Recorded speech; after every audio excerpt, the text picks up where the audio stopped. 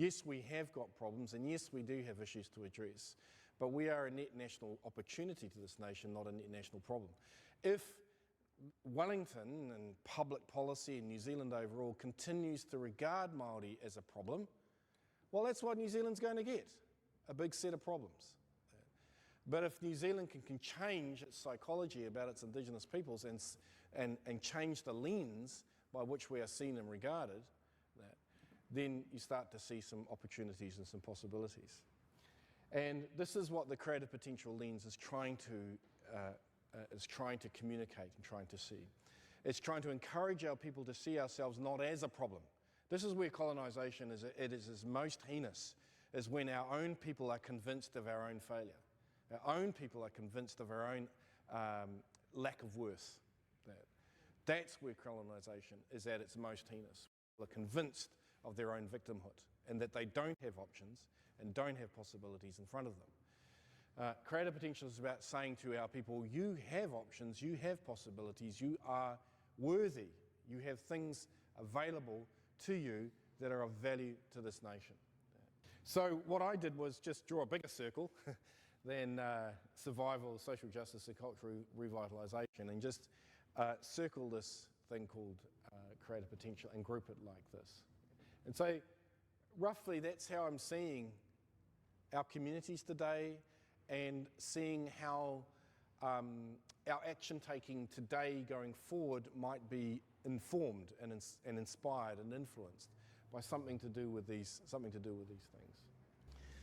Now, it would be remiss of me not to mention the word mana, because now I want to dip into mātauranga Māori and present exactly the same kind of set of ideas, but from the lens of mātauranga Māori. Not just the lens of whatever lens I was using then, the lens of mātauranga Māori. And the particular message I want to communicate is that the development of our communities always and will always involve the restoration, the renewal of mana in our communities. Everything that we should do has got something to do with bringing our people to an experience of their own mana, either at an individual level, or at a community level, a family level, or whatever level it might be. It is a sense of renewal. In many settings, it is renewal, a renewal of an experience of mana in our communities. And ultimately, everything that we do,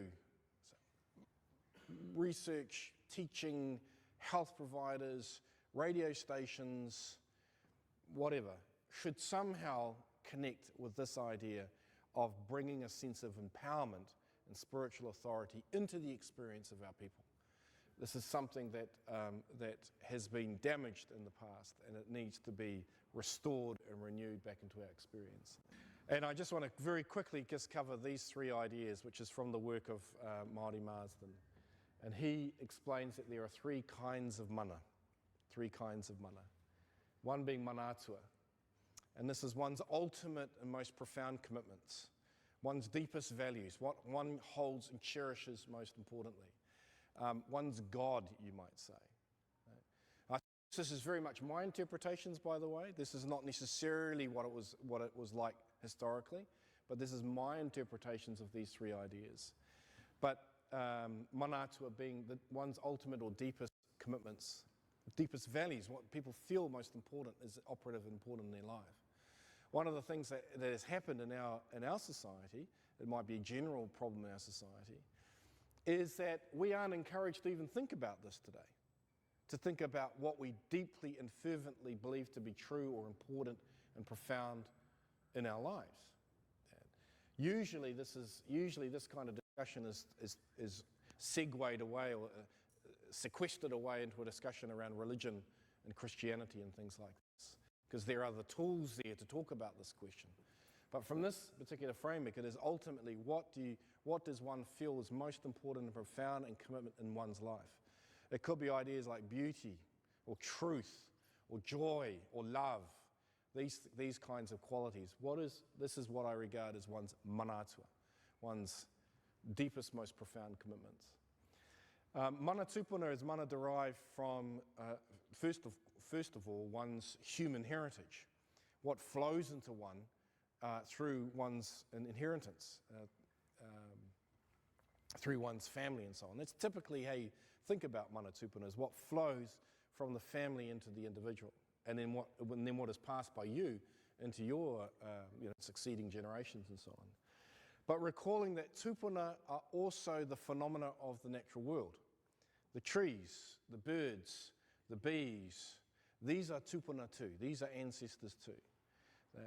And so what this actually is the inheritance of the entire natural world that flows into us, our relationship to these things, and how they flow into us and inform our experience and our own sense of our own mana. And then finally, mana whenua is what I term the creative mana. And it's first of all finding one's place, whenua being land, of course, but also the placenta, the thing that nourishes, the placenta.